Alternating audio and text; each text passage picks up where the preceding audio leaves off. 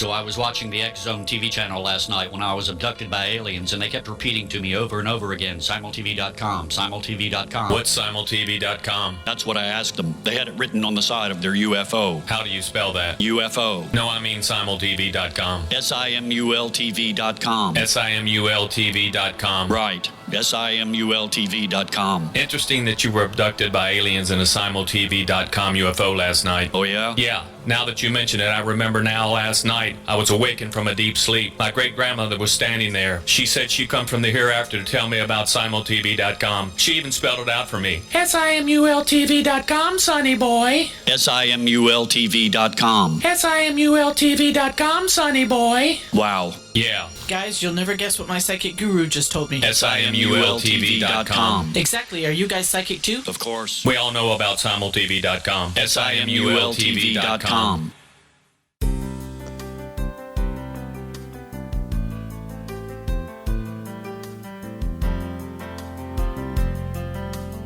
Welcome to Mission Evolution Radio Show with Gwilda Wiyaka, bringing together today's leading experts to uncover ever-deepening spiritual truths and the latest scientific developments in support of the evolution of humankind. For more information on Mission Evolution Radio with Gwilda Wiyaka, visit www.missionevolution.org. And now, here's the host of Mission Evolution, Miss Gwilda Wiyaka. Hello, dear friends, and welcome to Mission Evolution Radio Show, where we share innovative thoughts and explore deepening truth in the support of the path to unity and enlightenment. I'm your host, Gwilda Wiyaka. This hour, we'll be looking at shadow dancing, evolving into wholeness. We all live with challenges. It seems to be universal. Life dishes out bumps and bruises to all of us. When we're overwhelmed, we often disconnect from the part of ourselves that, at the time, can't cope in order to go on. These abandoned parts comprise our shadow or forgotten self that we avoid at all costs in order to protect ourselves from re-injury. Yet within this shadow lies our greatest gifts. Gifts that can not only be reclaimed, but are much enhanced for having been impacted and healed from the original, seemingly negative experience. How do we uncover and integrate our shadow in order to find the treasures therein? Can embracing our shadow support us on our evolutionary path? With us this hour to investigate the shadow is Abdi Assadi. Abdi is the author of Shadows on the Path, a spiritual counselor and acupuncturist in his 33rd year of clinical practice in New York City. His work centers on helping his clients use their disease and dysfunction as a doorway to spiritual serenity. He studied Chinese, Japanese, and Vietnamese acupuncture, body-centered psychotherapy, martial arts, shamanic practices, and diverse meditative techniques. His website, abdiassadi.com. That's ABDIASSADI.com. Abdi, thanks for joining us on Mission Evolution. My pleasure. Nice to be here. Yeah. What's your education in psychotherapy? My background is body-centered psychotherapy, neo-Reichian work, and also 3 years working with different Jungian analysts in my 20s, which is where the shadow work sort of started for me, both internally and also working with my patients. Neo-Reiki is a very interesting form. I was trained in it as well. That's where you access negative emotions that have been stored in the body. Is that correct? That's correct, and that's, I think, one of the missing points in our culture because we're so head-heavy accessing the body. You know, the body is a couple of million years old, evolutionarily speaking, and our minds and our brains, the way we use them, are only a couple of hundred years old. So that's a really powerful way of bridging that gap between the body and the mind by going through it through the body. Our culture tends to be way more head-heavy and disconnected from the physical body. And we've built defense mechanisms around that so that there's places we just don't go that you can actually find in the body. Is that correct? Yeah, and I love what you said. So a part of the shadow work, which we'll talk about, there's all these negative connotations. What we usually don't appreciate culturally is how much actually positive, creative energies are trapped in it.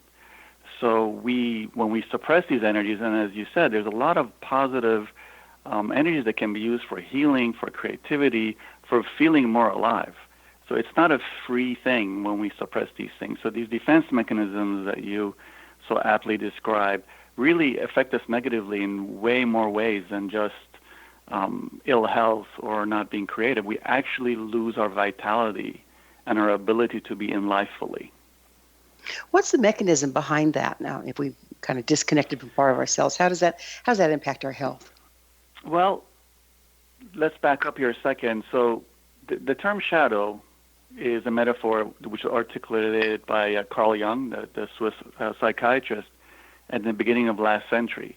So what he started realizing with people was that families have this, cultures have this, societies have this, where certain aspects of our personality are accepted and certain things are taboo. So let's take, for example, something more similar to our culture, familiar to us. As healers, for example, or as people of a New Agey movement, we're supposed to be nice, right? So nice is accepted, but then if we're angry or if we're sad, that's not something that's accepted readily anyway. So the mechanism is that when you are small or I'm small and, we have an anger outbreak, our parents or our spiritual community kind of looks down and says, hey, that's not okay. We don't want you to do that. You're supposed to be nice. So then we repress that energy. There's a couple of problems with that. One of it is, as we spoke about, you actually end up losing creative energy because that energy is a part of your life force. It's like you can't cut a hand off and have two hands. When you cut one hand off, you only have one. And it's very similar and as violent as that. But the other part is that it takes tremendous amount of energy to actually keep that piece locked in there. So it's not free. So there's vitality of the body-mind that actually becomes reduced. There's actually an inability to fully engage with life because there's less energy going on. So if you have $100 a day, depending on how much shadows that you repress, you can spend up to $30, $40 of that to repress it. And then energetically, you only have $50 or $60 to spend that day. It's literally that dramatic. It's amazing, and we all suffer from it, don't we? Very much so. And all we need to do is just look around the planet and see how it goes. I mean, again, there's a cultural piece of it. It's profound in different communities. It's profound in politics. It's sometimes easier to see on a cultural level than personally because it's the unconscious, and we can talk about that. But it gets projected out, these aspects that we don't really accept in ourselves or repress in ourselves. We tend to project it out on others. And that's where you have all these really intense social ills like racism, like sexism. We take aspects of ourselves that we have repressed and we actually project it onto other people and then judge it in them. So we're taking all of our, not all of our, but a good portion of our personal power and taking it offline and using it to polarize against other. I love what you're saying. So that's such a wonderful way of saying it. It's actually taking it offline. That's actually really wonderful because we don't have access to it. So once we repress this, it's not like, well, Abdi Assadi can take this for a second and then bring it out and put it back. And once it goes into this locked mode, it literally goes offline. So depending on what percentage of our vitality that is connected to, that's offline to us. Till we do the deep work, which can be, but is usually more psychological than spiritual, although spiritual work can point us to it, and then we bring it back online to access it again. But we pay for it very dearly, just in terms of vitality, just in terms of what it does to our personal relationships, and certainly what it does to us as a social organism. Let's go back to the body for a little bit. What impact does using the body as a storage house for these denied parts have on our physical health? So if we look at it from an energetic perspective, let's say an acupuncture perspective, the body is like a battery in some ways. And then when we remove these aspects of ourselves and then lock it into our physical body, we can actually start getting illnesses. So there's not enough energy flowing through. But if the energy flowing through is a bit of a wishy-washy thing for people who might not be connected energetically, we can literally get physiological symptoms, things like migraines, things like digestive disorders, things that can be functional initially, functional being that they're not organically ingrained in the body yet. So something like irritable bowel syndrome, where you actually have organic symptoms, that's at one extreme. But, many people that I treat have constant headaches, have migraines, have big times of fatigue in the day, which is not just related to their poor diet. They might be eating perfectly. It's not related to meditation. They might be meditating for an hour a day. But there's actually aspects of themselves that's just not functioning properly. So we can have real clinical symptoms from these kinds of repressions. Very common thing, it's very interesting when you see children who go through a traumatic experience at a young age. They can and they tend to get two symptoms, which in Chinese medicine makes sense. One is asthma and one is constipation. In Chinese medicine, for example, we connect the lung and the large intestine energetically, and different organ systems are oriented towards and also damaged by certain emotions. So grief tends to be an emotion that will give you that kind of injury. So that's something common that one sees in young children that go through a traumatic divorce of their parents. They will actually manifest that in their body. But that's just the physiological part. Now let's say there's something going on in that divorce and that kid is having some emotional outburst as a child would. One parent or the other could say, hey, Gilda, you cannot feel like that. That makes me uncomfortable when you get sad. So then what you do as an adult is you never show your grief. You repress it, and then you can actually have specific body symptoms, like your digestion being off or your lungs being off. Well, it sounds to me like that you could also track it backwards. In other words, take a look at what's taking place in the body, and you can kind of do a detective job and backtrack to what the trauma was. Beautiful, absolutely, very much so. And one of the things, I mean, you know this from your own shamanic work, when one accesses the body, again, it's very profound. We don't appreciate this because we're such head-centered people. The body is millions of years old. It does not lie.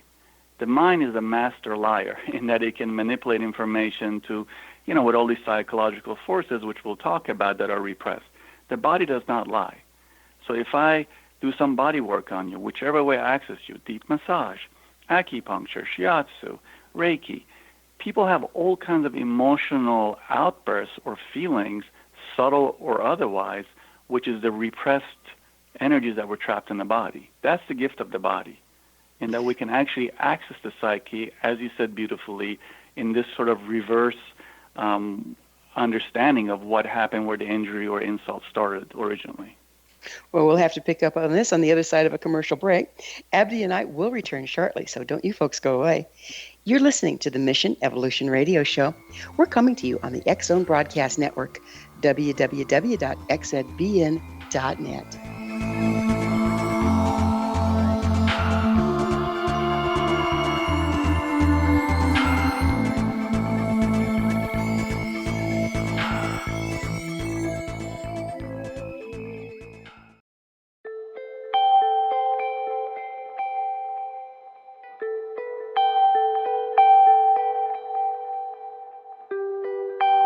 It's hard to listen to the news without realizing we're living in volatile, unprecedented times. Yet never has there been such an opportunity to transform the human condition. As old structures fail, where can we find the guidance to co-create a better way? Find Your Path Home is an ever-evolving, leading-edge information, education, and healing resource center designed to support and guide you on your path to unity and enlightenment. Based on sound principles employed by shamans worldwide, we provide techniques that can support you through the current transitions, offering online shamanic classes, international long-distance shamanic healing sessions, complimentary Mission Evolution radio episodes and Stairway to Heaven TV vignettes, seminars, retreats, and much more. All of this can be found on findyourpathhome.com.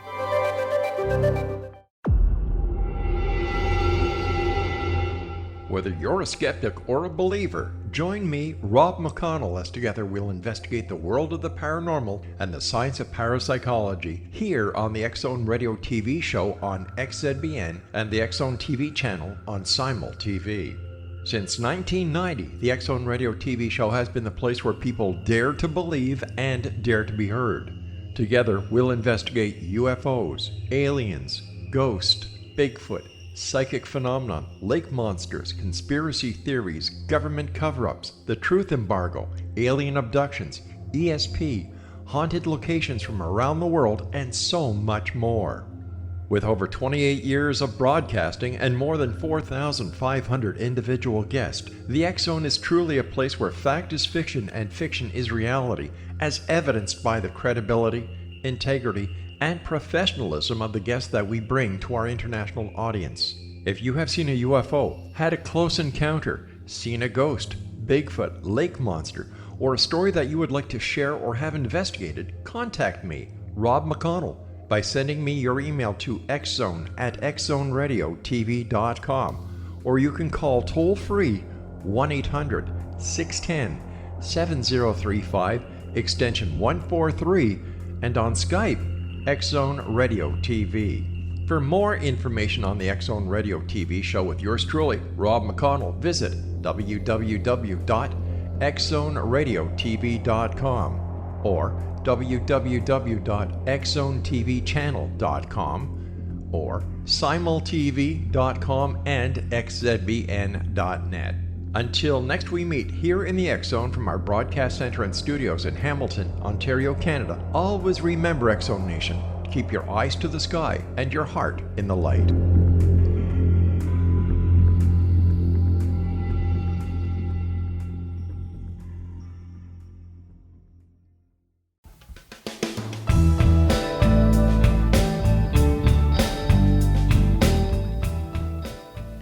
Welcome back. This is Mission Evolution Radio Show. We're dedicated to unification and evolution of consciousness. To stay abreast of all the wonderful information and tools we have to offer, visit our website, missionevolution.org. I'm your host, Gwilda Wiyaka, and our special guest this hour is Abdi Assadi. His website, abdiassadi.com. Abdi, you mentioned something earlier I'd like to go into a little further, and you're talking about staying connected energetically. What do you mean by that, and how do we connect? Well, one of the things that happens from this original emotional insult that happens to all of us is that we leave our bodies and we become head-centered. So we pay attention to our thinking mind as opposed to our physical body.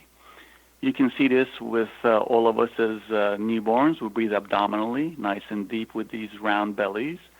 And depending on how uncomfortable our emotional life is, between the ages of 2 to 4, we stop breathing abdominally and we start breathing very shallow, which is the way most people who are listening to us right now are breathing, right in their chest as opposed to their belly. This is one of the first ways that we actually, quote-unquote, leave our bodies. So we totally are in our heads, behind our eyes, between our ears, without an awareness of our bodies. And with the advent of all these electronic tools that we all use, our computers and iPads and iPhones, we're not really present in our physical body. So we all pay very dearly for this. I mean, first and foremost, our bodies can distinguish between thought and reality. So where me and you are reading our news on our little handheld device for the first 2 hours of the day, our body energetically, chemically, neuropeptide-wise goes through all those things, and we pay very dearly for it. So one of the ways that I've discovered through my work is just to get people to feel their bodies. So as we are talking right now, I would say to whoever's listening, just drop their awareness of their breathing, take it from their chest and drop it into their belly. Be aware of their hands, wherever they are, if they're working, if they're driving, if they're sitting. Just realize, like, oh, they're my hands, I wasn't aware of them. Then further down, be aware of their hips, be aware of their thighs, their calves, their shin bones, and finally, feel their feet. So kinesthetically, having awareness of our physical body is how we energetically connect with it. This is not as simple as it sounds because most of us have an underlying anxiety. It's just the nature of this realm. So we jump right back up into our head. We go right back up to the top floor and leave the ground floor empty. That's most of our experiences. So just a kinesthetic awareness, which so many different paths try to show to us, whether it's yoga, martial arts, so many shamanic practices. The dancing is to pull us into our physical body. The drumming is to pull us into our physical body, not just to be these disembodied bodies walking around with these heads running the show. Well, you said something very interesting just a little bit ago, and I want to make sure I understood it. Mm-hmm. You said something about all these things impact our body. So in other words, if we're listening to negative news and this and that, is our body literally going through the trauma, but we're unaware of it because we're not present with it? Absolutely. And this is one of the things that I always tell my patients. It's very important to keep informed. This is not about putting our head underneath the sand. But there's an element also here where we actually get into an aspect, what is called negative pleasure. We actually take pleasure on an unconscious level from the negativity, and that it puts us in a form of control. It can be a familiar pattern from our childhood. We absolutely, the body, this is undisputable scientific fact. The body cannot distinguish between thought and reality.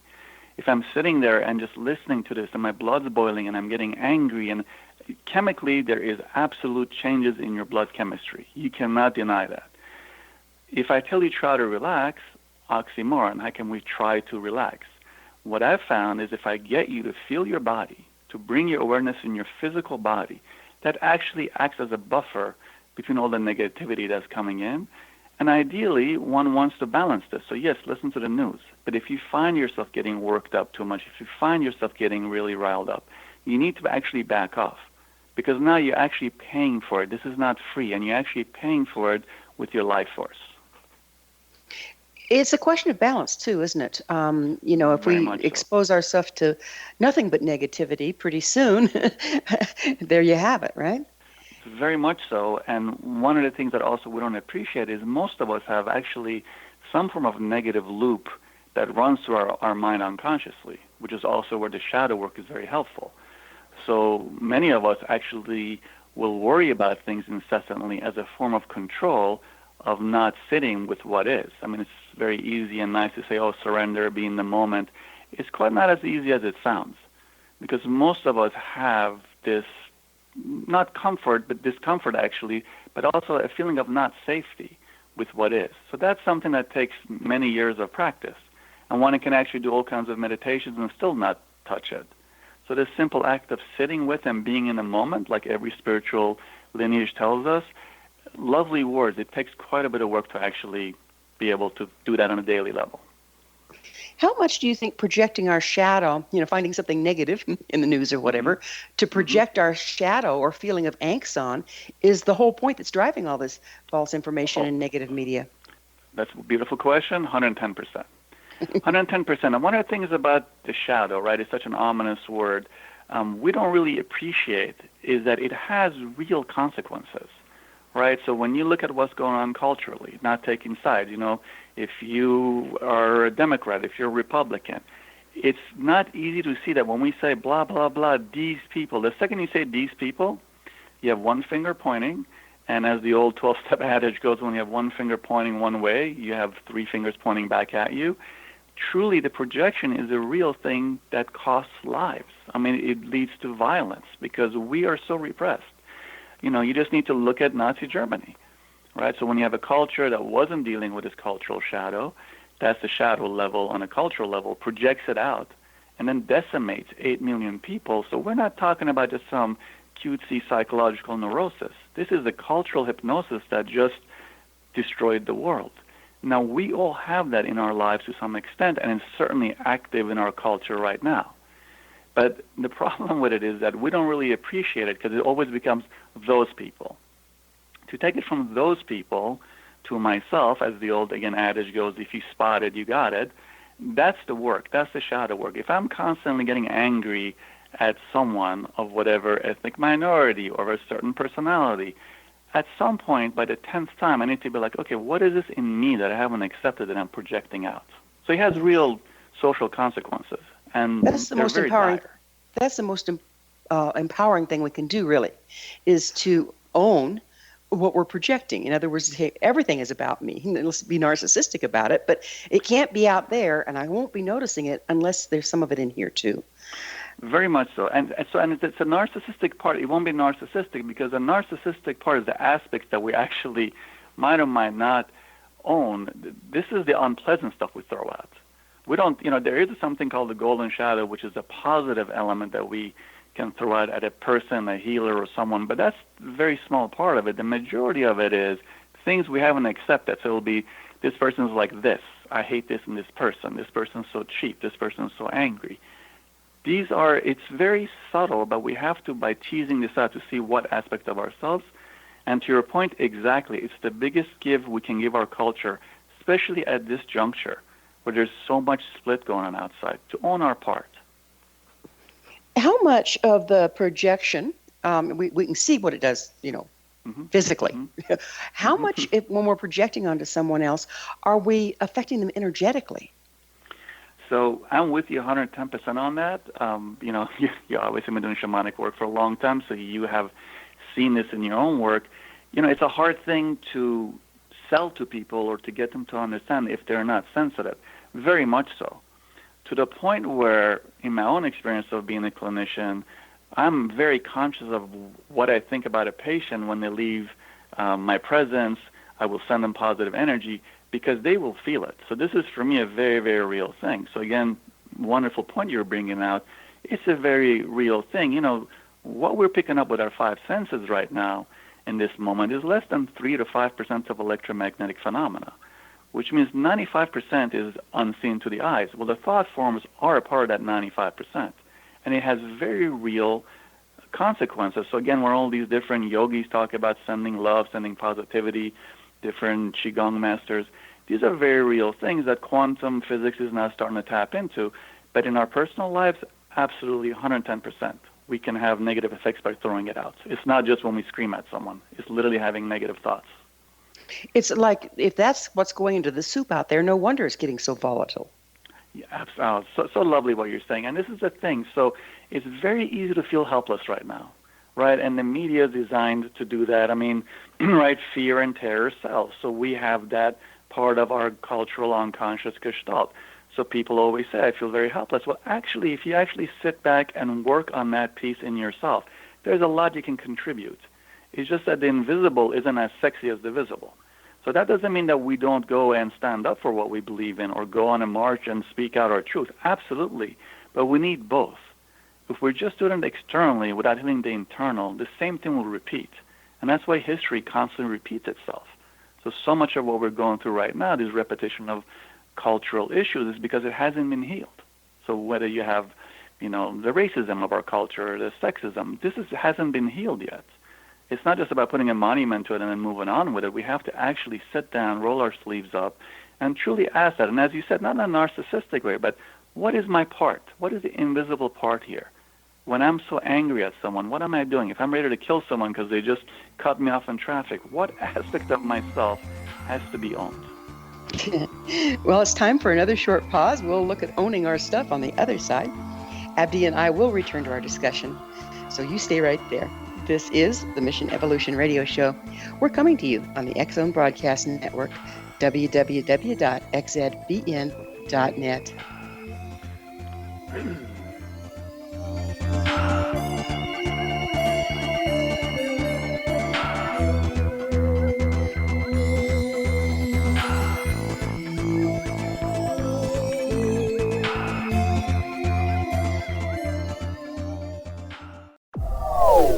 They are here, and they've been here for thousands of years, making their presence known in the shadows. They might be seen by a lonely motorist on a deserted road late at night, or by a frightened and confused husband in the bedroom he is sharing with his wife. But who are they? What do they want? Why are they here? Perhaps most concerning, has the government been aware of their presence all along? The new book by Ellie Marzulli, UFO Disclosure, the 70-year cover-up exposed, delves into the world of UFOs. Can full disclosure be soon? Order now and receive a free hour and 37-minute DVD on the UFO phenomenon. UFOs are real. Get both the book and the DVD, a $40 value, for only $19.99. To order your book and DVD today, go to lamarzulli.net. That's LAMARZULLI.net.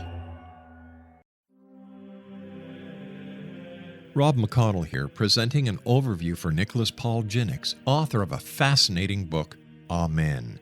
It presents facts revealed by Egyptologists, facts that enable us to understand why Amen is the beginning of creation of God.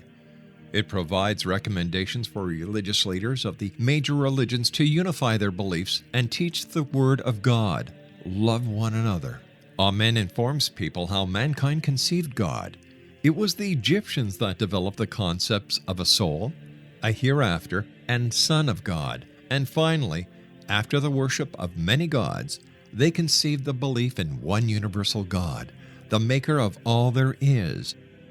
For more information, visit www.futureofgodamen.com. That's www.futureofgodamen.com.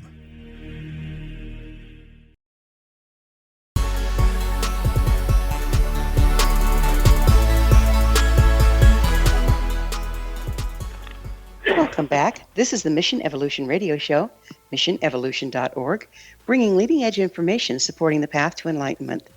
I'm your host, Gwilda Wiyaka. We're speaking with Abdi Assadi. His website, abdiassadi.com.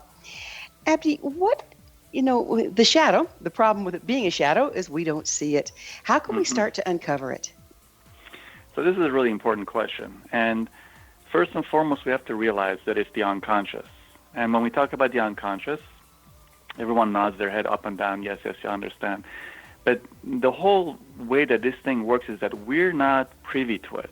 We're only privy to it by the way that it manifests in our lives. So the first part of it is just to start identifying aspects of ourselves that might be in our shadow self. One of the things that one will notice is that it'll come up when we're tired. It can come up with, for example, we've had a drink, with things that loosen the ego, where something comes up that's not quite in line with our vision of ourselves or what we think we should be like. So the first part of it, which is really the hardest part, is to actually first identify it. Once it's identified, then that's when we start the shadow work, which is reintegrating, owning these parts of ourselves. So let's say I might have an issue with anger, but I never get angry. And one day I have a drink after work, and then I get really angry at someone. I go, whoa, where did that come from? I didn't even realize I was angry. Then I just sit down and start working with I was angry because I said yes to this when I meant to say no. What did I say yes? Oh, because I'm a healer. I'm always supposed to be nice. Oh, I have to be real. It's not about being nice. So by sort of doing this, as you said earlier, backtracking to seeing where these emotions come up, we can start owning first our shadow after identifying it, and then actually integrating it into our body-mind. Control doesn't work, and that's something that is sort of our immediate response. We want to control these aspects of self. These will only last for a certain level because these emotions that are repressed just get darker and uglier, and they actually perforate our psyche in very unpleasant ways. So if I'm hearing you correctly, the emotions originally were just energy, but once they're suppressed, repressed, and hidden, they kind of get toxic and ugly and are dumped on the first poor person that triggers us. Very much so. So it's, that Scottish author Louis Stevenson wrote The Strange Case of Dr. Jekyll and Mr. Hyde. And that fairy tale, quote unquote, was actually based on someone he knew back, I believe in Edinburgh, where he wrote it, which was this French gentleman. He was a school teacher that had murdered his wife. And, he was a nice guy. And he came up with this whole thing based on that. Now, it doesn't mean that we become murderers, but it's actually a very astute observation that when we try to be, for example, nice, there's all these elements underneath that, as you said originally, were just energy, but when they get repressed and they don't get respected and honored, they can come out in very hideous ways. Now, it doesn't mean that we have to be a murderer, but certainly energetically, these things do come out. The more repressed they get, the more twisted they become. Why are we so afraid of looking at our shadow if really it's just made of energy? Well, because the culture piece is the masks that we wear. When things are, remember when we talk about us being young and certain aspects of us not being accepted, it sounds very easy as a grown-up to be like, well, yeah, what's the big deal? As a child, as a young child, if you don't get love, you're going to die. Remember that your feeding is totally dependent on external sources, your warmth, your cleanliness, everything is dependent on these people taking care of you. So if at that age, your parent says, hey, I don't want you to be angry, that means you better not be angry because that's the way you're going to understand is that I'm going to die. So that's when we start making these masks that look like a happy face, even though underneath we might be boiling, and start putting them on. So it starts from trying to appease those taking care of us to get their love so we can survive. So it's a very loaded thing. It's not as simple as just saying, well, let's just get in here and work with it. There's going to be a lot of resistance because the memory is this has worked for me for 10 years, 30 years, 40 years, 50 years. I'm just not going to change this. So then we have these masks that we all wear, and we paint them all pretty, but underneath we're actually all suffering. Is there a way to start moving energy through the physical body? Is that some of the practices that you've studied to start accessing these places? Well, here's the thing. So I have tried doing that. This is where the split between psychology and spirituality comes in. There's actually a very big difference between doing spiritual work or doing, energetic work and doing psychological work. We do need to do psychological work to go to the next level with this kind of energy. It's not just moving energy. By moving energy, we can become aware of certain repressed emotions, but we still have to do the psychological work around it to reintegrate it. So we have to work on all four levels: physical, mental, emotional, spiritual. Beautiful. Yes, and that's sort of part of the problem, because for myself, as someone who's been in spiritual communities since a very young age, which is what actually brought me to studying and understanding this aspect of the psyche, was that I didn't really find any of these cultures addressed it. And I remember a lot of where our past sort of spiritual communities come from, they're Eastern in nature, which are not from hyper-individuated cultures. And even the ones that are from, South America, they come from different, more open cultures. We're hyper-individuated, especially as Americans, as Europeans. So we need to bring that piece in, which is a psychological, into our spiritual process. And yet psychological can really stay heady if you're not careful, can't it? Very much so. Very much so. And then we actually need both. I mean, one of the problems with so much of psychological work is that it's actually missing the spiritual. We need both of it, but very much so. So I'm with you 110% on that. How do you see doing shadow work as aiding our evolution as human beings? Oh, I feel we're repeating history over and over till we do the shadow work. So when you look at the things that's going on right now, I mean, just simple things like the sexism, right? Like you have this male-dominated culture that's repressing, half the population. That is shadow. That's the projection. Men are supposed to be like this. Women are supposed to be like that. All our racial issues, all the racism, like we're not going to survive as a communal global culture unless we address the shadow. These are real things, right? These repetitive wars, all this craziness is because we're not owning that, and then we project it on the other. I mean, all the stuff that's going on, for example, right now with immigrants, quote unquote, that's, oh my God, the scary word. What does that even mean? It's all aspects of ourselves that we don't accept. We project it on someone else, and then we want to destroy it in that person. This is the part where we will not evolve unless we actually sit down, understand the unconscious is a real thing. It needs to be understood. It can't be punked. It actually needs to be wrestled with and integrated. And that opens up so much vitality and so much joy, really, because we really suffer when we repress these emotions. Just the judgment against them is a bit of a lie, and the body tells the truth. How can we start to access or tell the difference by listening to our body, as you suggested? Well, yeah, this is so beautiful what you just said. So I'm such a big fan of that. One of the things that we all know, we've all had this experience where we will be in a business situation where we'll date someone, and the second we meet someone, our body's like, either like, great, or that's terrible. And then our mind will go into a story. Oh, I love this person, they're so wonderful. Again, the body's 2 million years old, so it will tell you immediately what's up. Now, this is also true when you go to a healer or a doctor. Your initial hit is like, oh, great, I trust this woman. I don't really trust this man. The whole point of what we started initially, of feeling the body, of dropping into the physical body, that is going to give you the 2 million year old jump on the 200-year-old mind. So if we if we learn to tolerate the anxiety that we all feel unconsciously, different degrees obviously, if we learn to tolerate that, and then from that learn to be more body-centered by just the way that we started our conversation of feeling the hands, feeling the feet, you can then actually access that truth in your physical structure, in your body, and that can inform your activities going forward. So then we actually marry the body and the mind, but actually started with being physically attuned to the physical structure. I grew up around a lot of police officers and cops and detectives, and they all talk about I got that feeling in my gut. My mind isn't telling me anything, but I've got that feeling in my gut. Is that what you're talking about, the kind of messages that we get physically? I love what you just said. So the funny thing is, I actually do the same thing. So I treat a lot of cops, a lot of friends, cops, and I treat a lot of veterans, military people. And then when you talk to them, so many times their lives were saved. Where somebody would say to them something, some officer would tell them, hey, go do this, and their gut was like, man, just keep your head down. Hey, just sit here for 5 more seconds. Now, this is very important. We have the same neuropeptides. Actually, our gut was our original brain. So we have the same neuropeptides in our gut that later on actually formed our brain. So the gut is the original brain. For a lot of people, it's like, well, the gut, that sounds stupid. It's like, no. The gut actually was our brain. So we have a brain in our physical body.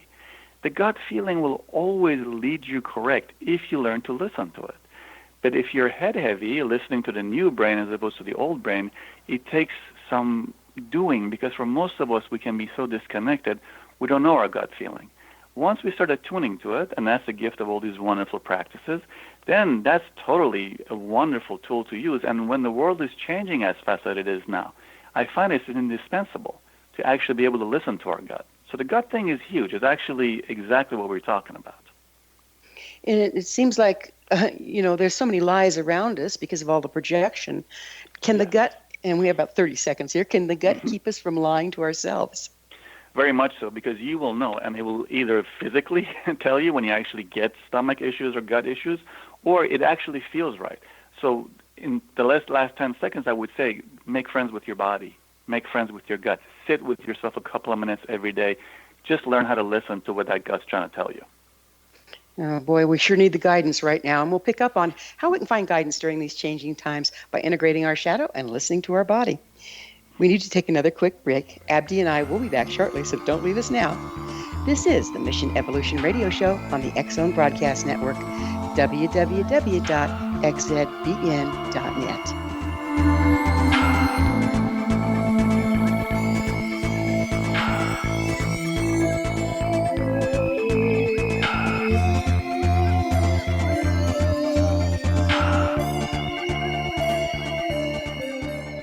You have heard of the X-Zone? Now watch it on Simul TV, plus 500 video games, live TV channels, free video on demand, worldwide, and more. Does this sound like tomorrow's television? Well, it is, but you can have it today, right now. It is Simul TV.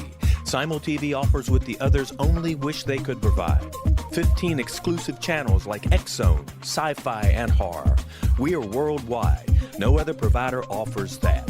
500 built-in video games. No need to have an extra expensive system. We have them included. Free video on demand. Live streaming events from around the world. Interactive online network, and much more. Tomorrow's TV today. Simul TV. Sound too good to be true? Well, it's not. You can have Simul TV today. Sign up at simultv.com. Do it today.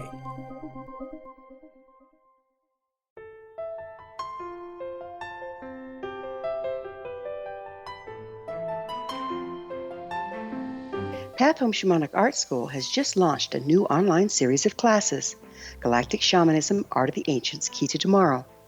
In these classes, composed and taught by Path Home founder and director Gwilda Wiyaka, you'll learn practical shamanic skills to support your daily life, such as how to build a medicine wheel to access the power of the earth, perform a shamanic journey, create sacred space in which to live and work, empower your life with totem animals, elementals, and fairy folk, and learn the art of accurately reading signs and omens. These tried and true skills are the key to living a powerful, productive life. Visit us at findyourpathhome.com to see the ever-growing collection of classes and leading-edge information to support you during these times of uncertainty and transition. All can be found at findyourpathhome.com. They are here, and they've been here for thousands of years, making their presence known in the shadows. They might be seen by a lonely motorist on a deserted road late at night, or by a frightened and confused husband in the bedroom he is sharing with his wife. But who are they? What do they want? Why are they here? Perhaps most concerning, has the government been aware of their presence all along? The new book by Ellie Marzulli, UFO Disclosure, The 70-Year Cover-Up Exposed, delves into the world of UFOs. Can full disclosure be soon? Order now and receive a free hour and 37-minute DVD on the UFO phenomenon. UFOs are real. Get both the book and the DVD, a $40 value, for only $19.99. To order your book and DVD today, go to lamarzulli.net. That's LAMARZULLI.net.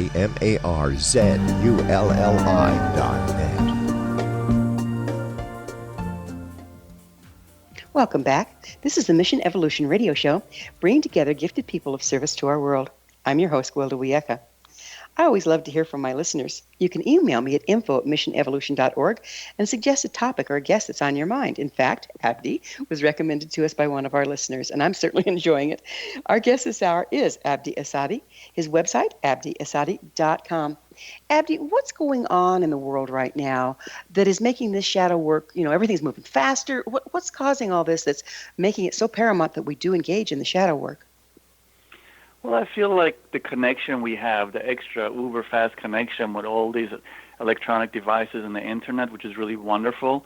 I feel that's an invitation from the Gestalt, the Gaia, to actually, for all of us to unite. But also that really reveals and speeds up all these unconscious energies in all of us that needs to be healed. So I do see it as an invitation. But any system is really defined by the amount of energy and information it runs through it. And for most of us, those of us my age or your age, 50s, 60s, what we've been around for a while, it's incredible just even in the last 10, 15 years how much more information is running through our lives on a daily level than it was 20 years ago. So that has speeded things up. But this has, two effects. One is that it can actually be used as a way of disconnecting from ourselves more, but it can also be an invitation to unite and really to look inside more. So there's more room to project this stuff out because we're way more connected. It seems like we're rattling apart in all the places that we are not connected with ourselves because we have shadow standing between us and that connection. So it seems like there's more pressure on the shadow now than ever before. Are you experiencing that? Well, I am, and every person that I treat is experiencing that. Literally right now there's so many ruptures in personal relationships as we are seeing within countries, as we're seeing within the planet itself. We have to really wake up, and part of the waking up process is to really examine what part of us wants to stay asleep. So we all need to really examine what masks are we, wearing. Especially those of us in the spiritual community, we need to really pay attention to where are the issues we haven't dealt with that we've, pushed under the rug through, our spiritual practices. It's very common for me to see people who do any kind of practice, martial arts, yoga, meditation, shamanic practices, psychedelic experiences, to actually not deal with their shadow, to actually go to the higher ground because it's so painful. So we all need to walk down from the top floor, kind of go in the basement, kind of clean up our basements a little bit, and that'll be our part, our gift to what's being birthed on this planet right now. That's one of the problems that I see in the New Age culture is people tend to rise above things and kind of leave stuff in the basement a mess and then, go to what they consider a higher place or from this practice to that practice without ever delving deep enough into any of them to get into the shadow work. When did that get lost? Well, this is huge. For me, someone who's had a similar background to you in terms of shamanic work and working with native energies, it's amazing how, is what I was saying earlier, the hyper-individuation in our culture has actually part of the problem. And that's part of the gift. We had to really pull back from our oneness, the absolute, and this is the invitation to go back in. But we need to clean these things up as we go in. Part of it is the hyper-individuation. And part of it, the problem with the New Agey piece is exactly what you're saying. Even when you look at meditations, most meditations is about going up and then going out. So the 7 chakras, the 7th is on top. So we have this allergy to being in our bodies. We want to get the hell out of here. But it's actually through the body that we're going to have salvation. It's not dumping the body because the mind is attached to a body, and the body actually is way more informing it than we realize. So we have to understand we're really walking around unconsciously, and all we need to do, if we don't believe that, is take a look out our window and see how we're treating each other and treating the planet. You know, I had an interesting epiphany the other day, and we've been talking about the physical body, but we also have an energetic body. The Correct. physical body, of course, generates the electromagnetic body and vice versa. But we Correct. communicate to each other and the world at large through our electromagnetic body. Doesn't the shadow also block up the electromagnetic body, and isn't clearing that up going to be the path to unity? No, I love that. Absolutely. Absolutely, because it really is all one. And remember, it takes a tremendous amount of energy physiologically to hold the shadow down. It's a prison. It's not like free storage. So we take these aspects, they want to get out. So for us to throw them in, we have to actually use a lot of energy, to rip it from us, throw it into this jail, lock it, and then stand the guard so it doesn't escape out. So it takes a tremendous amount of just energy to repress these things. Forget about all the facts that they get more twisted and come out more twisted. So for that flow of energy, what we feel around others who are in that state, it's very real because that energy is flowing. So just a simple fact that it takes tremendous amount of physical energy to repress these elements is a good enough reason to start delving in there and starting to reintegrate these aspects of ourselves. How does guilt and judgment play into shadow work?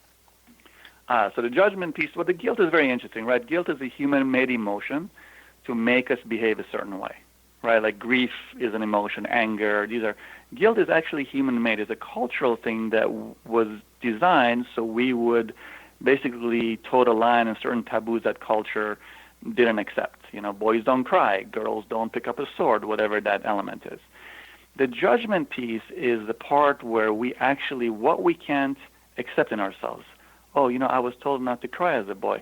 Oh, that's terrible, I can't cry. So if I see a man crying, I go crazy. Look at you, you're so weak, why are you crying? So the judgment piece is always very foretelling of what hasn't been accepted in myself. I cannot be comfortable with someone's behavior, but when I get angry at it, when I actually physically judge it, you can be sure that there's an aspect in oneself that hasn't been accepted. Do other people or systems actually control us through our shadows at this point? Well, very much so, because because remember, the shadow pieces also cultures have their shadows, not personalities. So with all for example, the racism, the sexism, like politics is very much all around the world, will use these repressed shadows and then where it will be projected communally. You look at all these wars, look at Rwanda, for example, where, you know, people get murdered with this stuff because what happens, one group will project its communal shadow on the other will do the same, and then there will be a civil war. This is like the oldest trick in the book on how politics will actually manipulate people using these repressed shadows and then picking up someone, whoever you have, and projecting it on them and then getting the whole communal populace attacking them. So this is the oldest unfortunate trick in the book. It seems like we're being controlled by the media and advertising and the internet and all that stuff through our shadows as well. Absolutely, and it's big business, and this is the part that we have to understand. Just like fear is big business. So again, it's not about us becoming Luddites and not using the internet or the news, but we have to do it more judiciously. We have to really pay attention to where we're being manipulated, because we're all being manipulated. And this is regardless of what country what one lives in or what one's political persuasion is. We are all guilty of this in the fact that we are not looking at aspects that we need to look inside ourselves. Mm-hmm. Can engaging in shadow work be destabilizing? Absolutely, and that's why it really needs to be done with someone who knows what they're doing and in a judicious way, because just, for example, this is a common thing with psychedelics. People can take psychedelics and all kinds of emotions come out, or people can have a divorce or a breakup and they actually can become unwound. Many times that's because these aspects of the shadow that were repressed before just had a chance to break out of jail, and they can, basically come wreak havoc in our lives. So it needs to be done consciously, it needs to be done with compassion, and certainly with the help of someone who knows what they're doing. Many shamans, without using the word shadow, are masters in learning how to work with this. But because we're such hyper-individuated people, sometimes we actually need the psychotherapy end of things to work with someone.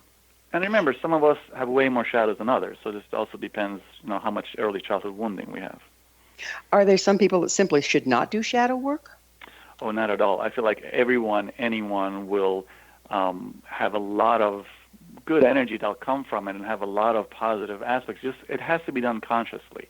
It has to be done in a manner that's respectable to that original wounded child. But it only brings positive things when it's done in an intelligent way. It'll only bring positivity and vitality into your life.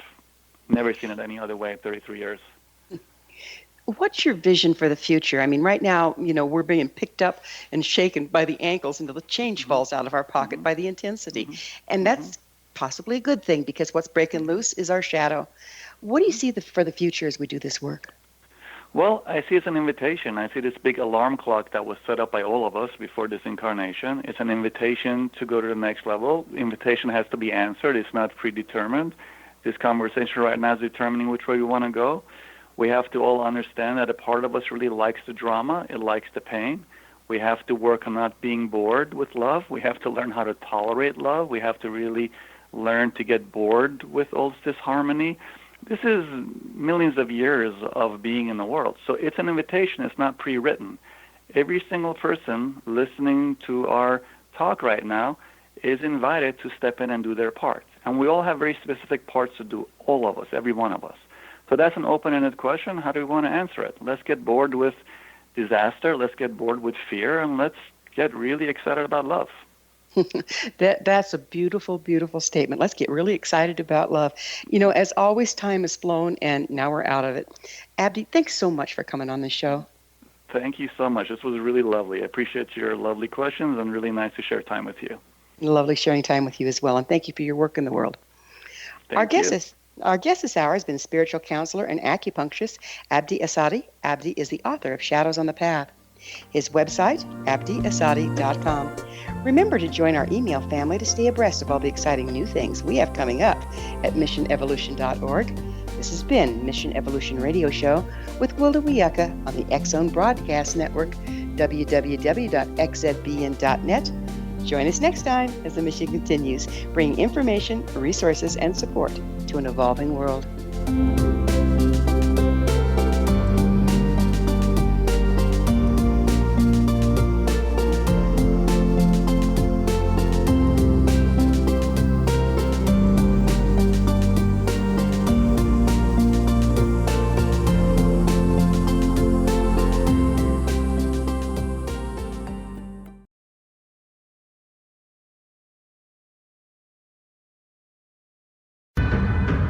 If you are looking for a safe, zero-calorie natural option to the harmful artificial sweeteners on the market today, Just Like Sugar is what you're looking for. Just Like Sugar is a wonderful natural alternative for those health-conscious people who choose a calorie-restricted diet with a great, pure, sweet flavor that tastes just like sugar. Just Like Sugar is a great natural option for people suffering from diabetes and may be useful in restricted diet programs where standard sugars are not allowed and does not cause a laxative effect of some other sweeteners. Just Like Sugar comprises a perfect blend of chicory root fiber, natural calcium, natural vitamin C, and Just Like Sugar's sweetness comes from the natural flavors from the peel of the orange. Just Like Sugar is a natural alternative to harmful artificial sweeteners and will change the way that you believe all natural sweetener products taste. Just Like Sugar is available at your local Whole Foods markets, Wild Oats markets, Henry's, Sun Harvest, and many other fine natural food stores in the U.S., Canada, and worldwide.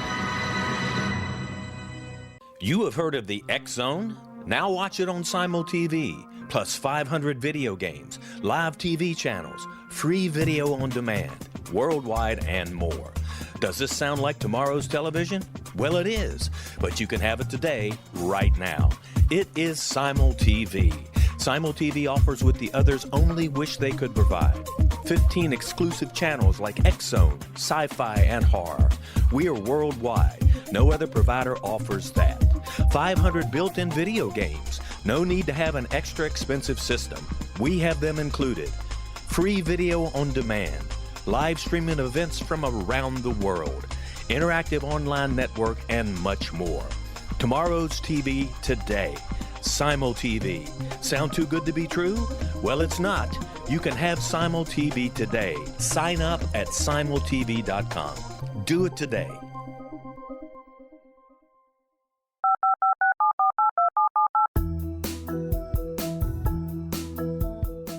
Did you know that when you're on the road with limited data or Wi-Fi, you can still listen to the X-Zone Radio Show with Rob McConnell, The Science of Magic with Gwilda Wiyaka, X-1, Dimension X, Space Patrol, and every minute of the X-Zone Broadcast Network by calling 213-401-0080, courtesy of Audio Now. No smartphone, app, or internet needed. It saves your data plan, and it's free if you have unlimited minutes. Call 213-401-0080 to listen on any phone, anytime, anywhere. Remember 213-401-0080 for the best of the paranormal, parapsychology, and sci-fi radio programming anywhere, 24/7, 365.